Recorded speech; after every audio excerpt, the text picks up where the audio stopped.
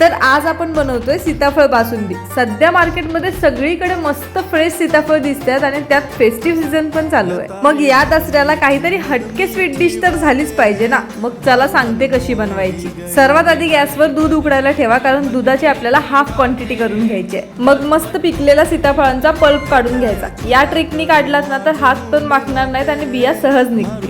आणि हो, अधूनमधून दुधाकडे पण लक्ष द्या, नाहीतर एकतर उतून जाईल नाहीतर खाली लागेल। जेवढं दूध तुम्ही घेतलेलं त्याची अर्धी क्वांटिटी झाली की ते मस्त घट्ट होतं। मग त्यामध्ये ड्राय फ्रुट्स, केसरचं दूध, वेलची पावडर आणि साखर टाकायची आणि छान मिक्स करून थोडा वेळ कडून द्यायचं। आता गॅस बंद करायची आणि याला रूम टेम्परेचरवर आणायचं। अजिबात गरम नाही पाहिजे जेव्हा तुम्ही पल्प टाकाल। बघा, एवढं सोपं होतं आणि झाली आपली बासुंदी तयार। आणि हो, खाण्याआधी थोडा वेळ फ्रीज मध्ये ठेवा, म्हणजे ते मस्त चिल्ड होतं आणि खायला एकदम भारी लागतं। गार्निशिंग साठी तुम्ही काहीही वापरू शकता। मला तर ही सीताफळ बासुंदी खूप आवडली, तर तुम्हीही नक्की बनवा आणि कमेंट सेक्शन मध्ये मला सांगा कशी झाली होती ते।